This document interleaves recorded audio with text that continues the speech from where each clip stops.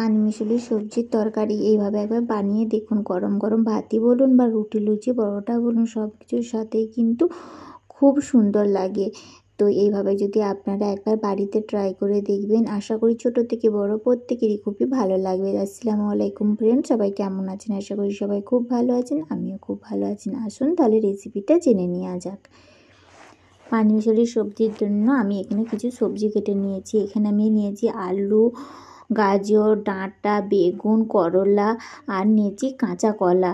সব রকম সবজিগুলো আমি এই শেপে কেটে নিয়েছি। আপনারা চাইলে যে কোনো শেপে কিন্তু কেটে নিতে পারেন। এরপরে কড়াইয়ের মধ্যে আমি সাদা তেল দিয়ে দিচ্ছি। সাদা তেল দিয়ে একে একে আমি আলু কুচিগুলোকে দিয়ে দিলাম, দিয়ে ভালোভাবে ভেজে নেব। তো আলু কুচিগুলিকে দিয়ে সামান্য নাড়াচাড়া করে নিচ্ছি। এর মধ্যে আমি এখন অ্যাড করে দিলাম সামান্য লবণ আর একটু হলুদের গুঁড়ো দিয়ে এবারে ভালোভাবে ভেজে নেব। পানমিশালি সবজি রান্না করার জন্য সমস্ত সবজিগুলোকে আপনারা একসাথেও ভাজতে পারেন, কিন্তু একসাথে ভাজলে সমস্ত সবজি, কোনো সবজি ভাজতে দেরি লাগে, আবার কোনো সবজি তাড়াতাড়ি হয়ে যায়। তাই যদি আলাদা আলাদা করে ভেজে নেন এর টেস্টটা ভালো আসে। হাতে যদি সময় কম থাকে অবশ্যই আপনারা একসাথে ভাজতে পারেন, সেক্ষেত্রে আগে পরে করে আপনাদেরকে দিতে হবে। কিন্তু আমার হাতে যেহেতু সময়টা ছিল তাই আমি আলাদা আলাদা করে ভেজে নিয়েছি। তা আমি এখানে প্রথমে আলুটা ভেজে তুলে নিয়েছি, তারপরে এখানে আমি দিয়ে দিলাম কাঁচা কলা। কাঁচা কলাগুলোকে ওই তেলের মধ্যেই দিয়ে আবার লাল লাল করে ভেজে আমি তুলে নিলাম। এরপরে আমি ওই তেলের মধ্যে আবার দিয়ে দিলাম গাজর কুচি। গাজর কুচিগুলোকে দিয়েও আমি ভেজে নেব। আপনারা চাইলে কিন্তু আপনাদের পছন্দ অ্যাকর্ডিং এখানে সবজি বাড়াতে বা কমাতে পারেন। এখানে আমার লবণ হলুদটা একটু কম মনে হচ্ছিল, তাই জন্য আমি একটু লবণ হলুদটা অ্যাড করে দিলাম। এরপরে দেখুন গাজরটা লাল লাল করে একটু ভেজে নিয়ে আমি আবার তুলে নিচ্ছি। এখানে কিন্তু খুব বেশি পরিমাণে তেল লাগে না। দেখুন আমি খুব একবারে তেল দিয়েছি, কিন্তু ওই তেলেই আমি ভেজে নিচ্ছি। এরপরে আমি যে করলাগুলো ছিল করলাগুলোকেও কিন্তু ভেজে নিচ্ছি। দেখুন আমার করলা ভাজা হয়ে গেছে, তো আমি সেটাকেও তুলে রেখে দিলাম। এরপরে আমি দিয়ে দিলাম ডাঁটা। এখানে যে সজনে ডাঁটা হয়, খুব নরম টাইপের সজনে ডাঁটা যেগুলো, সেইগুলো আমি নিয়েছি।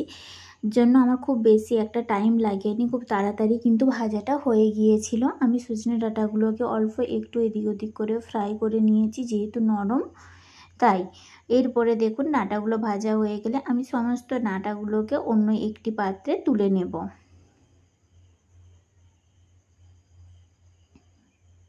এতে আমার ডাঁটা ভাজা হয়ে গেছে, আমি এবার একটু অন্য পাত্রে তুলে নিচ্ছি। এতে এই সজনে ডাঁটার যে হালি গন্ধ সেটা থাকে না। এরপরে লাস্টে আমি বেগুন দিচ্ছি। বেগুনটাও আপনারা চেষ্টা করবেন লাস্টে দেওয়ার জন্য, কেননা বেগুনটা সমস্ত তেলকে টেনে নেয়। দেখুন আর কিন্তু আমার একটু কোনো পরিমাণে তেল নাই। এরপরে আমি বেগুন ভাজা তুলে নিয়ে কড়াইয়ের মধ্যে এখানে আমি সাদা তেল অ্যাড করে দিয়েছি। আপনারা চাইলে কিন্তু সরষের তেলও অ্যাড করতে পারেন। সাদা তেল দিয়ে তাতে কাঁচা লঙ্কা চেরা আর পেঁয়াজ কুচি দিয়ে দিলাম, দিয়ে ভালোভাবে নাড়াচাড়া করে নিচ্ছি।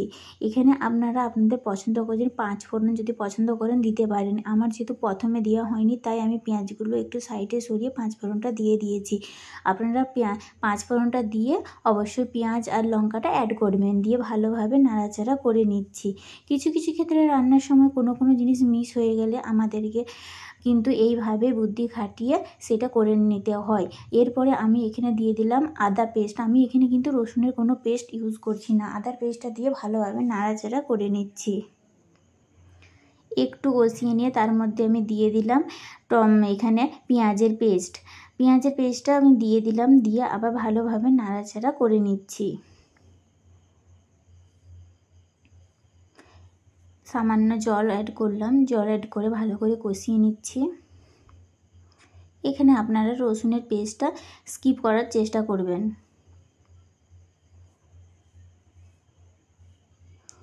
অনেকে পানমিশালি সবজির তরকারি রসুন অ্যাড করে থাকেন, কিন্তু পার্সোনালি আমার রসুনটা পছন্দ নয়। এরপরে আমি লবণ আর হলুদের গুঁড়ো দিয়ে দিলাম, তারপরে লঙ্কার গুঁড়ো, কাশ্মীরি রেড চিলি পাউডার দিয়ে দিলাম, দিয়ে তার মধ্যে আমি সামান্য জল দিলাম যাতে মশলাটা না পুড়ে যায়। এরপরে আমি দিয়ে দিলাম জিরের গুঁড়ো, দিয়ে ভালোভাবে নাড়াচাড়া করে নিচ্ছি।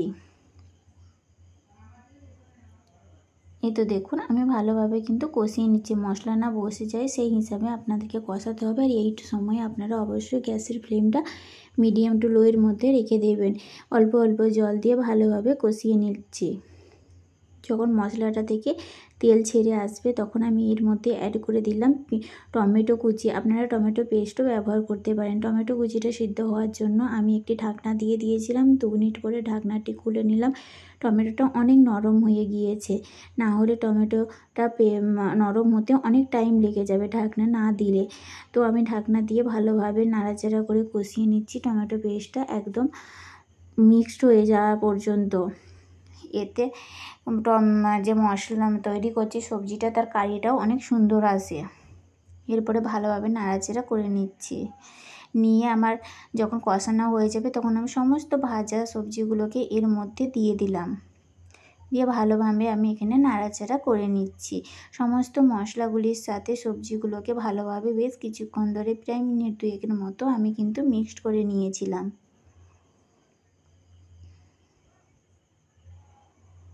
এইভাবে আপনারা প্রত্যেকটা সবজির সাথে মিক্সড করে নেওয়া হয়ে গেলে আপনারা জলটা অ্যাড করে দেবেন। জলটা খুব বেশি পরিমাণে দেওয়ার দরকার নাই, কারণ যেহেতু সবজিগুলো ভাজার সময় প্রায় 60% 70% সবজি সিদ্ধ হয়ে গিয়েছে, তাই খুব বেশি জল দেওয়ার দরকার নেই। এরপরে আমি ঢাকনা দিয়ে দিলাম। হ্যাঁ, এখানে আমি সামান্য আমার বাড়িতে বড়ি ছিল, তো বড়িগুলো ভেজে আমি কিছুটা দিয়ে দিয়েছিলাম, যেটা আমার ভিডিওর মধ্যে স্কিপ হয়ে গিয়েছে এডিটিং করার সময়। এরপর আমি ভালোভাবে নাড়াচাড়া করে আবার ঢাকনা দিয়ে দিলাম। দিয়ে এই সবজির তরকারিটা খুব ঝোল ঝোল ভালো লাগে না। লাস্ট মুহূর্তে যখন দেখবেন ঝোলটা কমে আসছে তখন আমি এখানে জিরের গুঁড়ো দিয়ে দিলাম। দিয়ে সামান্য ধনেপাতা কুচিকে অ্যাড করে দিয়ে ভালোভাবে নাড়াচাড়া করে